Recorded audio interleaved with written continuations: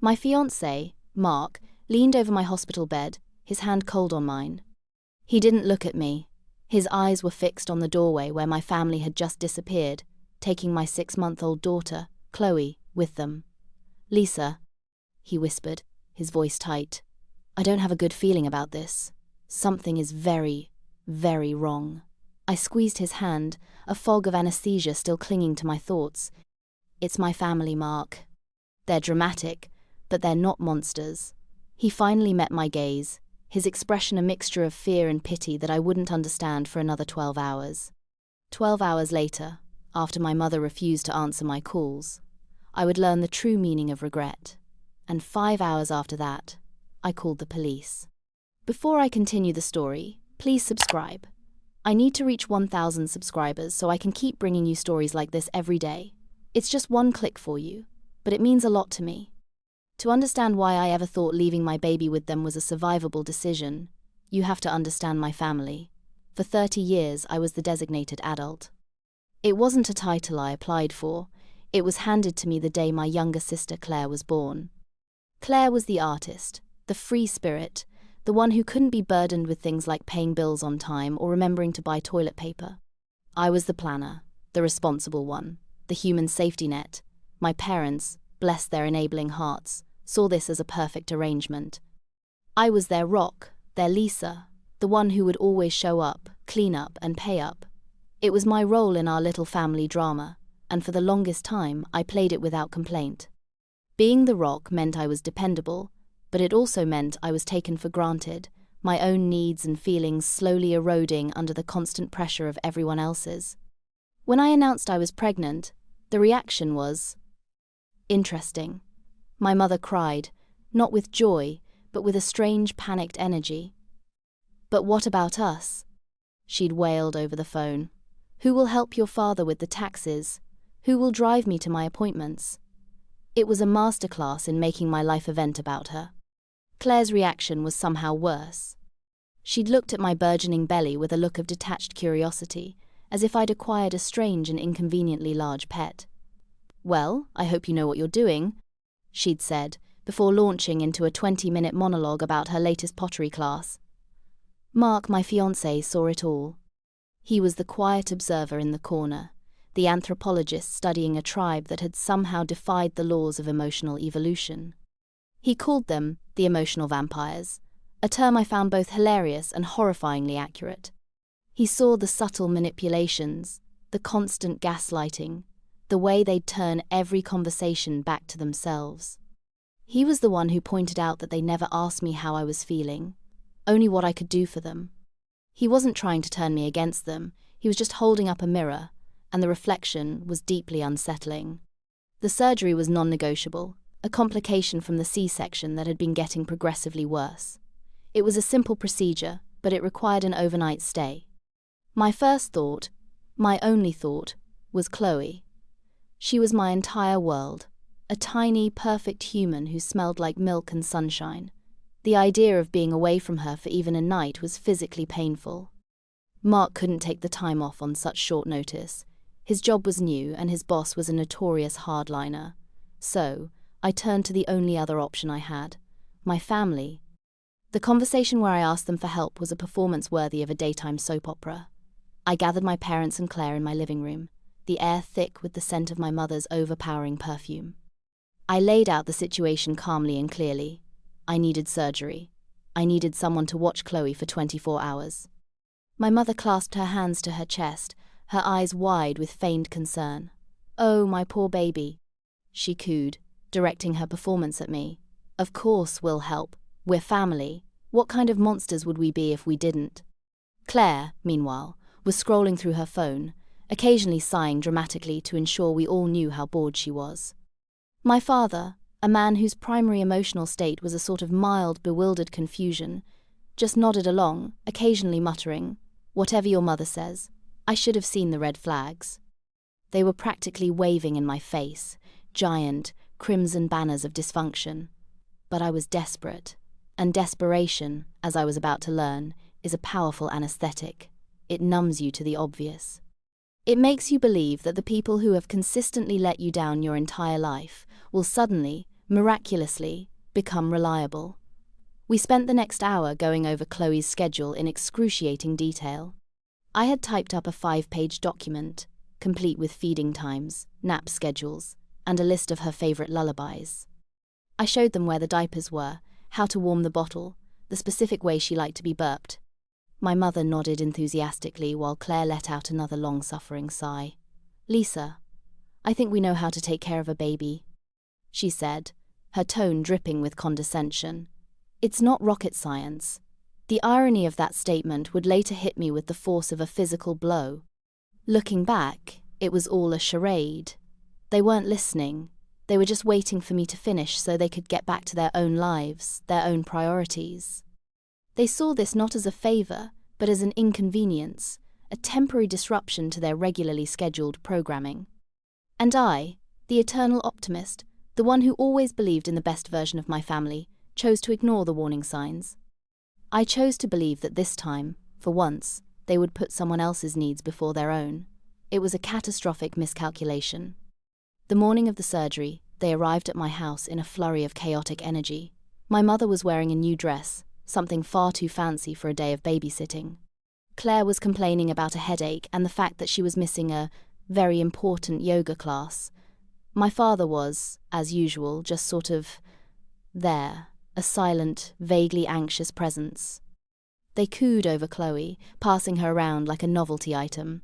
"Oh, she has your eyes, Lisa," my mother said, her voice a little too loud. "But she has my good hair," Claire added, a comment so absurd I almost laughed. They were already making it about them, turning my daughter into a collection of their own best features.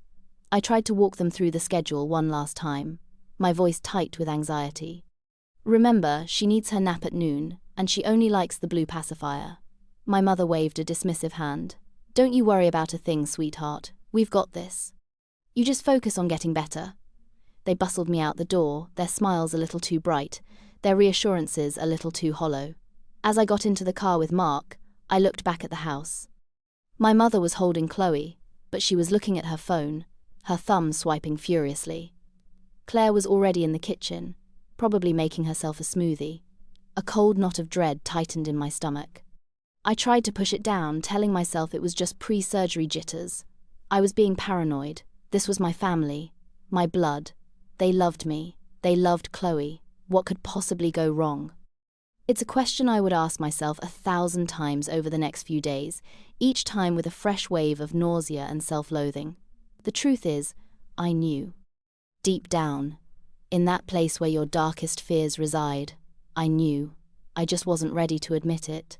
Admitting it would mean admitting that my entire life, my entire understanding of my family, was a lie. And that was a truth far more terrifying than any surgery. The surgery went well. The doctor was pleased, the nurses were kind, and the morphine was a warm, fuzzy blanket against the pain. I drifted in and out of consciousness, my thoughts a jumbled mess of hospital smells and fragmented dreams. Every time I surfaced, my first thought was of Chloe. I'd reach for my phone, my fingers clumsy and slow, and text my mother. "How is she? Did she take her bottle?" The replies were always brief, almost clipped. "She's fine, don't worry. Everything's great, rest." I tried to call once, but it went straight to voicemail. I told myself they were just busy with the baby. They didn't want to disturb me. It was a plausible explanation. It was also a complete fabrication, a story I told myself to keep the panic at bay. Mark sat by my bedside, his presence a quiet comfort. He held my hand, refilled my water, and listened to me babble about Chloe. But I could see the tension in his shoulders, the way his jaw was clenched. He kept checking his own phone, his brow furrowed in concentration. "Have you heard from them?" I'd ask. "Just a text," he'd reply, his voice carefully neutral. "They said everything's fine." But it wasn't fine. We both knew it. The air in the room was thick with unspoken fear. It was the kind of silence that's louder than any noise, a heavy, suffocating blanket of dread. We were in a holding pattern, waiting for a disaster we couldn't yet name. Looking back, I see that we were both complicit in the deception. I was lying to myself, and he was lying to me, both of us trying to protect the other from a truth we suspected but weren't ready to face. It was a fragile truce, a temporary ceasefire in a war that had already begun. And as the hours ticked by, the silence from my family grew more and more ominous, a gaping void where reassurances should have been. The fuzzy blanket of the morphine was starting to wear off, replaced by the cold, sharp prickle of anxiety. Something was wrong, terribly, horribly wrong. By evening, the anxiety had morphed into full-blown panic. I hadn't received a text from my mother in over 3 hours. Every call I made went straight to her voicemail, which was full. I called my father, and he didn't pick up. I called Claire, and her phone was off. My mind started to race, conjuring up 1,000 different scenarios, each one more terrifying than the last. Had there been an accident? Was Chloe sick? Had the house burned down? Mark tried to calm me down, his voice a low, steady murmur. "I'm sure they're just overwhelmed, Lisa. You know how they are." But even he didn't sound convinced. His eyes darted around the room, avoiding mine. He was pacing now, a caged animal in the small, sterile hospital room. I started to cry. Hot, silent tears of frustration and fear. A nurse came in to check my vitals, her cheerful demeanor a stark contrast to the storm raging inside me. "Everything looks good," she said, oblivious to my distress. "You'll be out of here in no time." I wanted to scream at her. I wanted to tell her that nothing was good, that my world was tilting on its axis, and that I was trapped in this bed, helpless and terrified. I felt a primal, animalistic urge to rip out my IV, throw on my clothes, and run out of that hospital. I needed to get to my baby. I needed to see her, to hold her, to know that she was safe. The logical part of my brain, the small, rational voice that had guided me my entire life, was screaming at me to calm down, to be reasonable. But the mother in me, the fierce, protective lioness, was roaring, and her roar was drowning out everything else. It was in that moment, as the panic threatened to consume me, that Mark's phone buzzed. He looked at the screen, his face paling. He didn't say a word. He just handed the phone to me. It was a text from his sister, and it contained a single, chilling photo.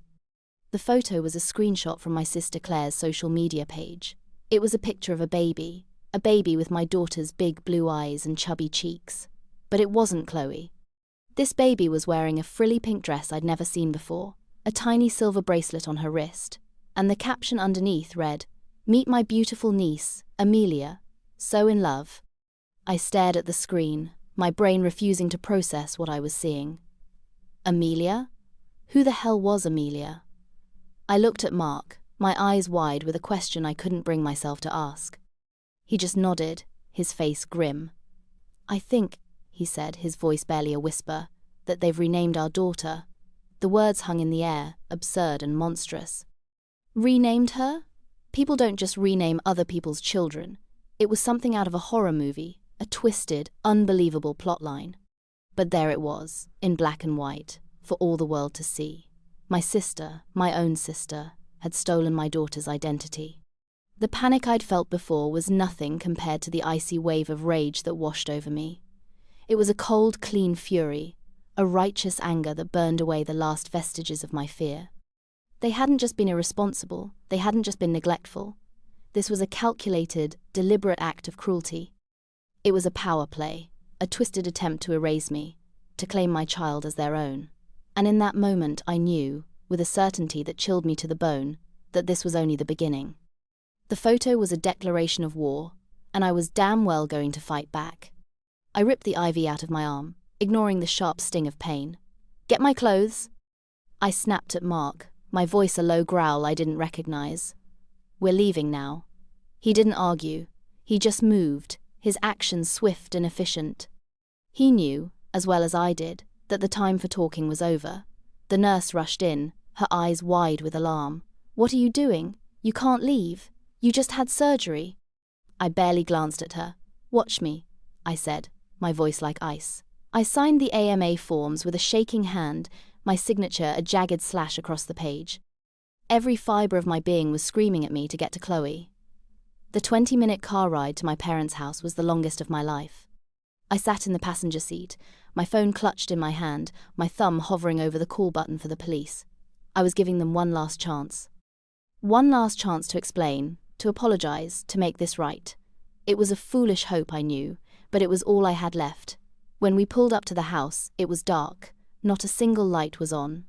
A new wave of fear, cold and sharp, pierced through my anger. Where were they? Where was my baby? Mark put a hand on my arm. "Let me go first," he said, his voice firm. I nodded, my throat too tight to speak. He got out of the car and walked up to the front door, his footsteps echoing in the silent street. He knocked once, then twice. No answer. He tried the doorknob. It was unlocked. He pushed the door open and disappeared inside. I waited, my heart pounding against my ribs like a trapped bird. After what felt like an eternity, he came back out, his face a mask of disbelief. "They're gone," he said, his voice hollow. "The house is empty. They're all gone." The house was more than empty. It was stripped. We walked through the silent rooms, the air cold and stale. The living room, once cluttered with my mother's knickknacks, was bare. The family photos were gone from the walls, leaving pale rectangles on the faded wallpaper. In the kitchen, the cupboards were open, their contents cleared out. It was as if the house had been ransacked, but with a strange methodical precision. They hadn't just left, they had evacuated. We went upstairs, my heart a leaden weight in my chest. Chloe's room, the one my mother had insisted on setting up, was the worst. The crib was gone, the changing table was gone. The rocking chair where I had spent countless hours nursing my daughter was gone. All that was left was a single, stray sock lying in the middle of the floor. I picked it up, the soft fabric, a painful reminder of my daughter's tiny foot. I sank to the floor, the sock clutched in my hand, and finally let out the sob that had been building in my chest for hours. It was a raw, guttural sound, the sound of a mother whose child has been stolen. Mark knelt beside me, his arms wrapping around me in a tight embrace. He didn't say anything. There was nothing to say. The empty house was a testament to their betrayal, a silent, damning indictment of the people I had once called family. They hadn't just taken my daughter. They had tried to erase her, to erase me, to rewrite history with their own twisted narrative.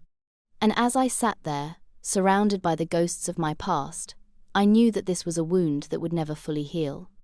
It was a betrayal so profound, so absolute, that it would forever alter the landscape of my life. The Lisa who had walked out of that hospital was gone. In her place was a woman I didn't recognize, a woman forged in the fires of rage and grief, and she would not rest until she had her daughter back. Mark called the police. I sat on the floor, numb and detached, as he explained the situation in a calm, steady voice that I didn't know he possessed. He told them about the surgery, the babysitting arrangement, the strange texts, the social media post, the empty house. He used words like abduction and parental kidnapping, words that made my stomach churn. It all felt so surreal, like I was watching a scene from a movie, not living it. 2 officers arrived, a man and a woman, their faces grim and professional. They walked through the house, their expressions unreadable. They asked me questions, their voices gentle but firm. When was the last time I saw my daughter?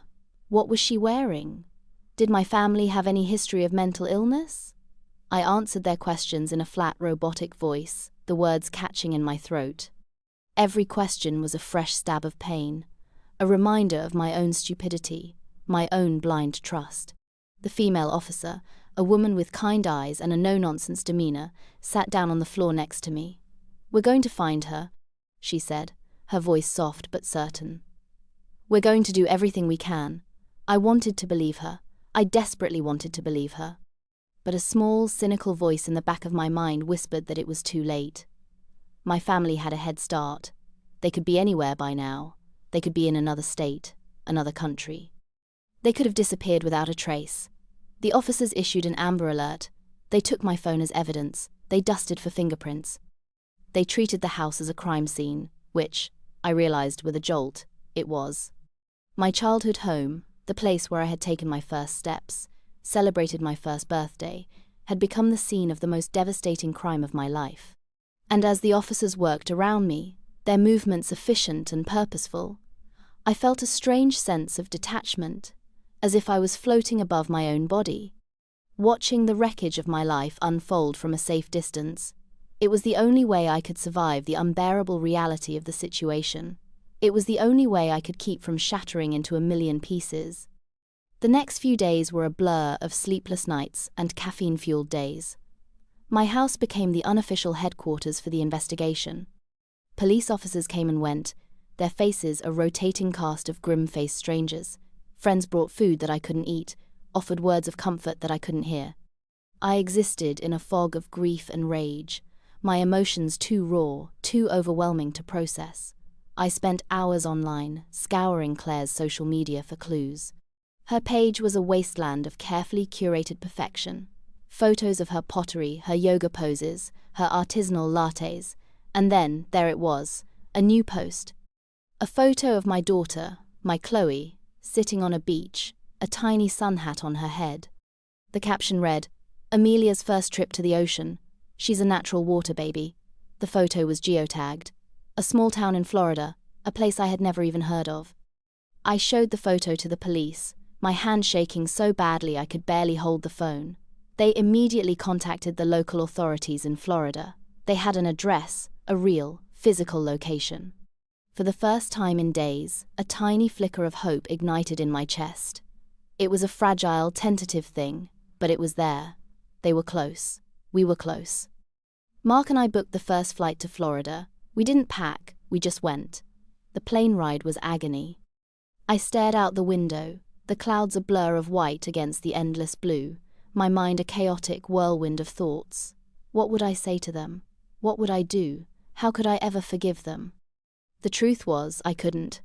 Forgiveness was a luxury I couldn't afford. Not now, not ever. All I wanted was my daughter back.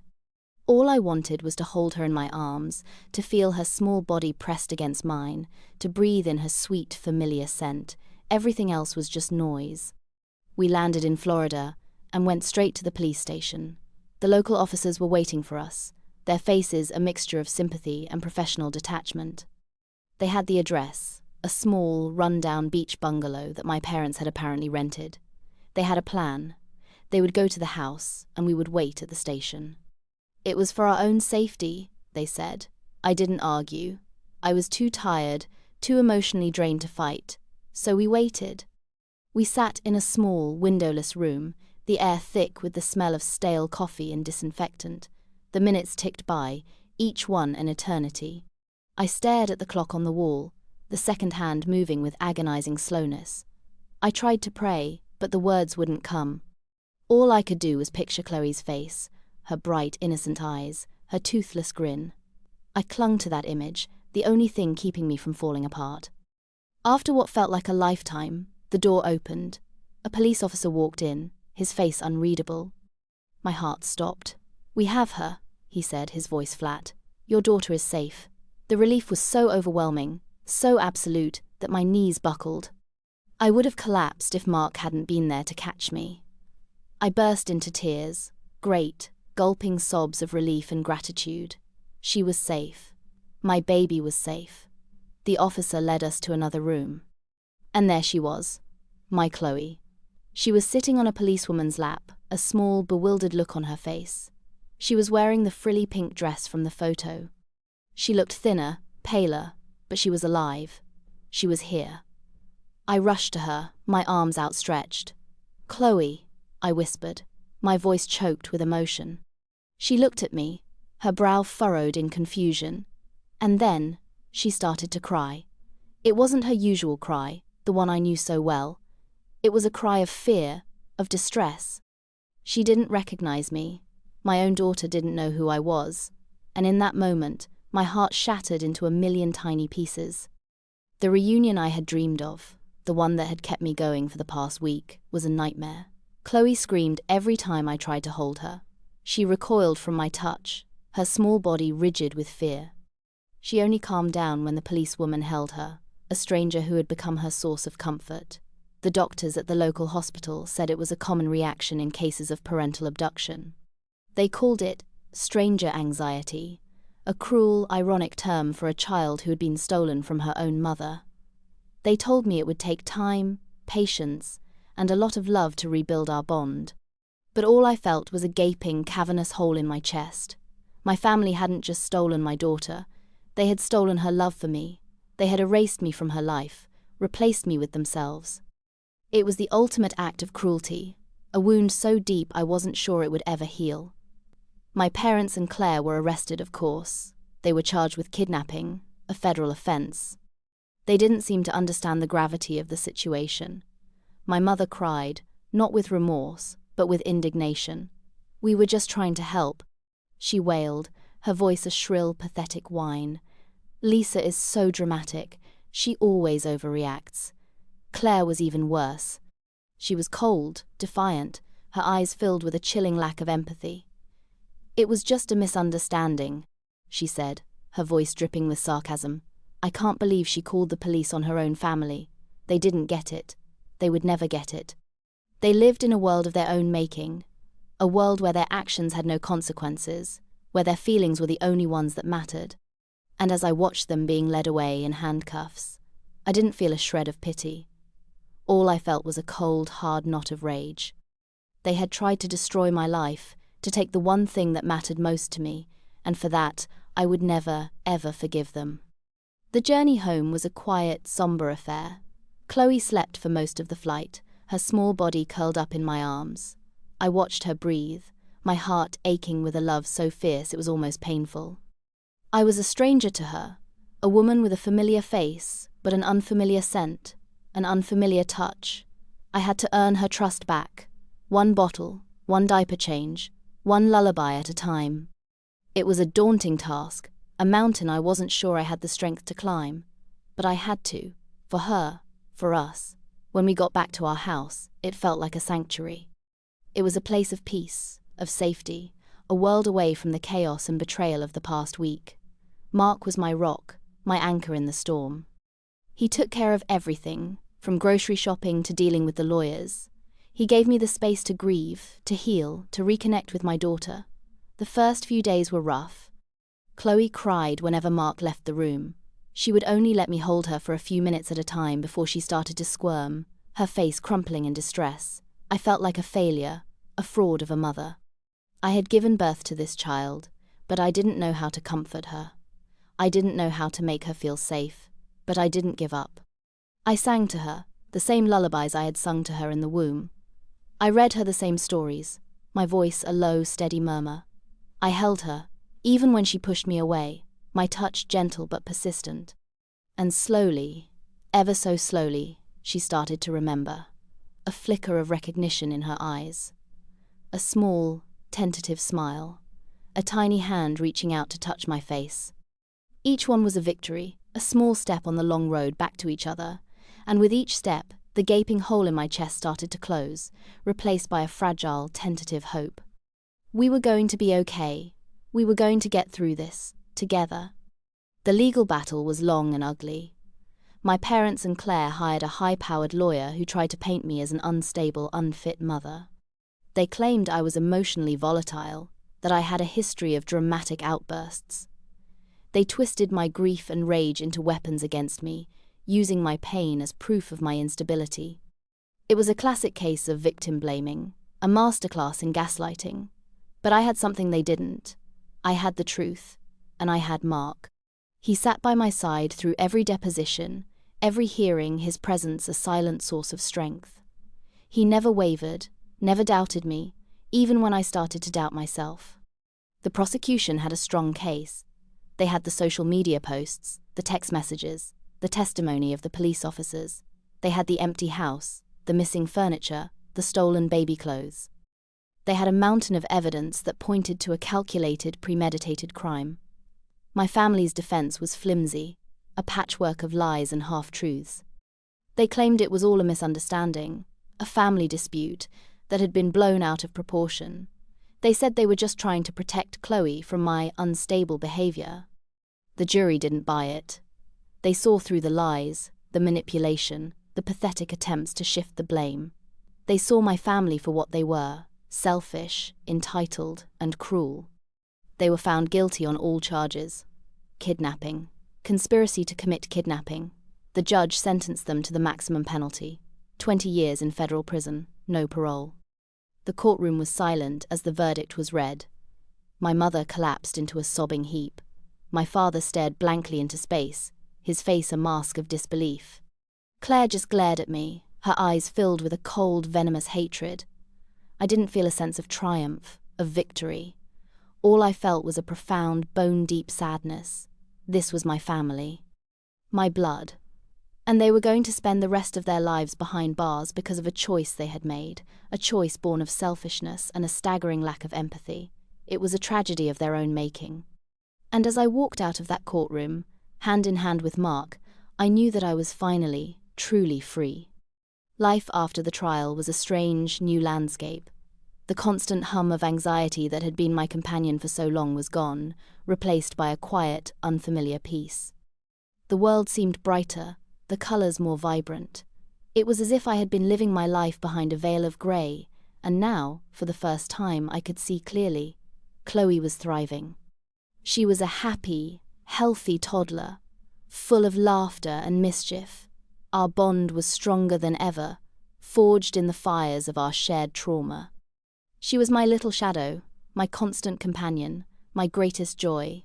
We never spoke of my family. Their names were never mentioned in our house. They were ghosts, phantoms from a past life that no longer had any power over me. I had cut them out of my life, a surgical incision to remove the cancer that had been poisoning me for so long. It was a painful, brutal process, but it was necessary. It was an act of self-preservation, an act of love for myself and for my daughter. I learned to set boundaries, to say no, to put my own needs first. I learned that family is not a word defined by blood, but by love, by respect, by unwavering support. And I had that. I had it with Mark, my partner, my rock, my best friend. I had it with Chloe, my daughter, my heart, my reason for being. I had built a new family, a family of my own choosing, a family built on a foundation of love and trust, and it was a family that no one could ever take away from me. Years passed.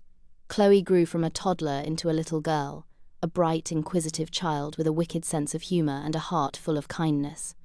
She knew, in the vague, abstract way that children understand these things, that her other grandparents were not nice people. We never burdened her with the details of what they had done. We wanted her to have a happy, carefree childhood, unmarred by the darkness of our past.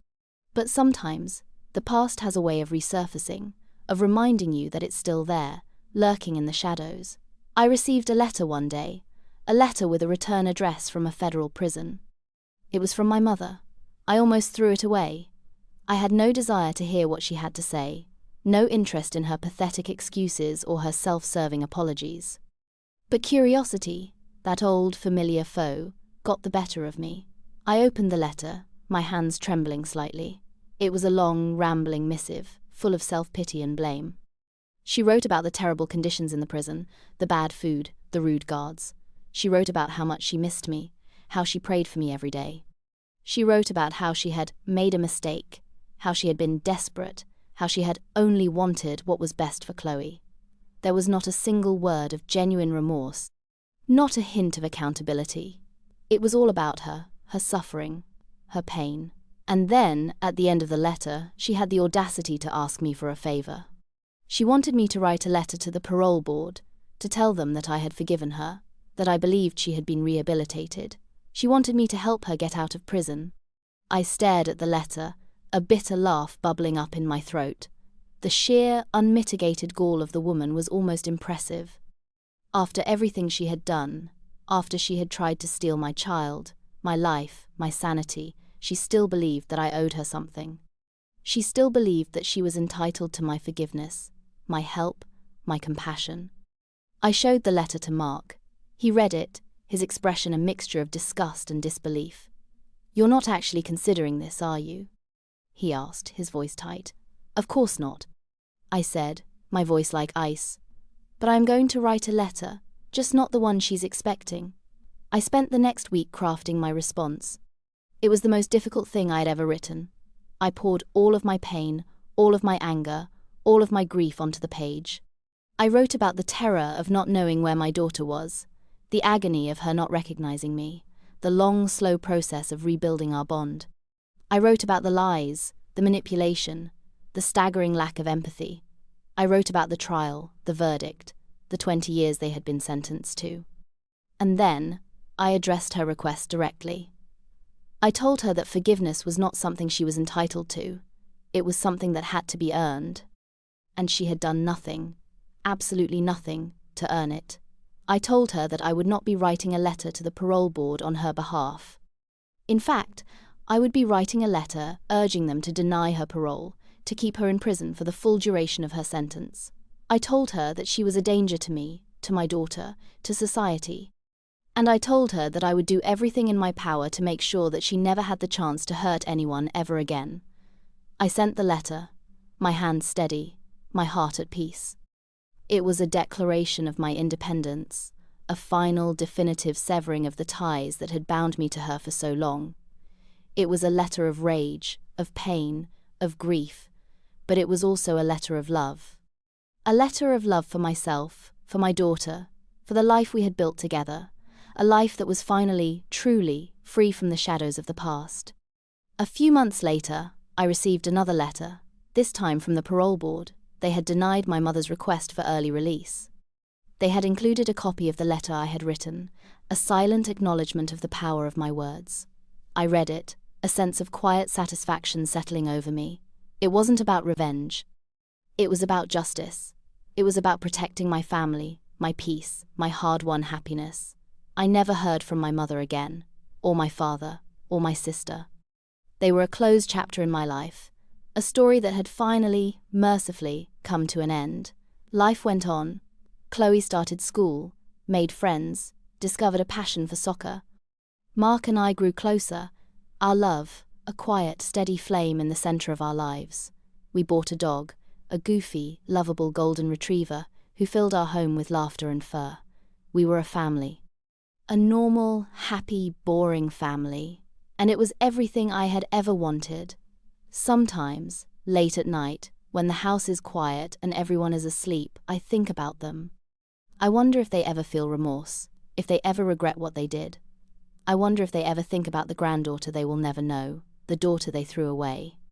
But then, I look at my own daughter, sleeping peacefully in her bed, her face a perfect picture of innocence and trust. And I know that I made the right choice. I chose her. I chose myself. I chose a life of love and light, a life free from the darkness of their making, and I would choose it again, 1,000 times over. As Chloe got older, the questions became more specific. "Why don't I have other grandparents?" she'd ask, her brow furrowed in concentration. "All my friends have 2 sets.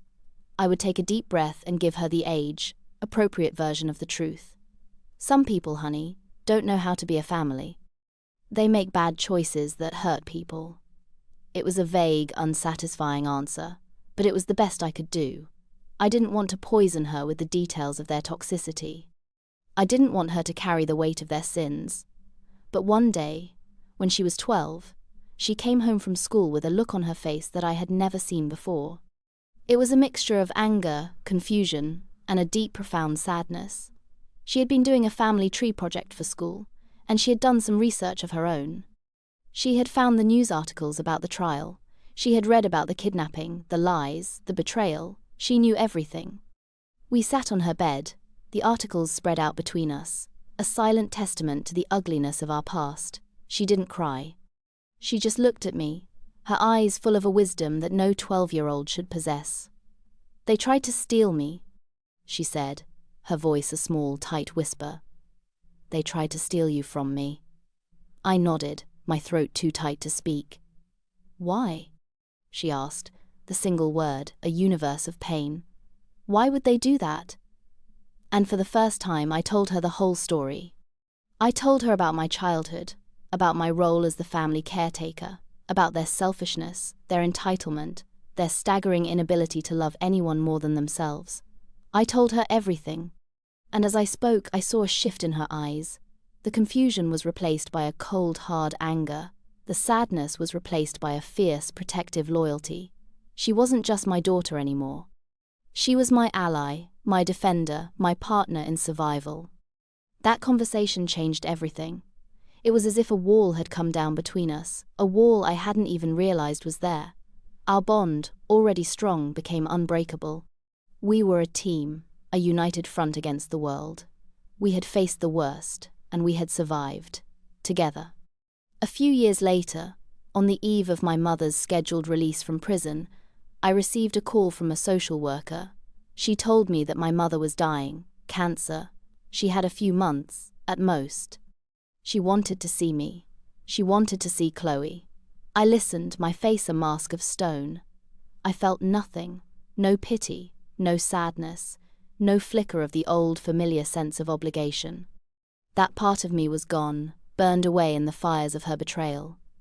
I told the social worker, in a calm, firm voice, that we would not be visiting, we would not be calling. We would not be sending a card. My mother had made her choice 20 years ago, and now she would have to live with the consequences, or rather, die with them. Some people might call me cruel.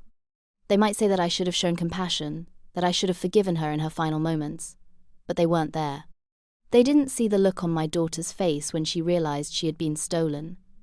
They didn't feel the agony of a mother who had to earn her own child's love back. Forgiveness is a gift, and it's a gift that my mother, my father, and my sister will never receive from me. They can rot in hell for all I care. My only regret is that I didn't see them for what they were sooner. My only regret is that I ever trusted them with the most precious thing in my life. So let me ask you, did I go too far or not far enough? Let me know in the comments.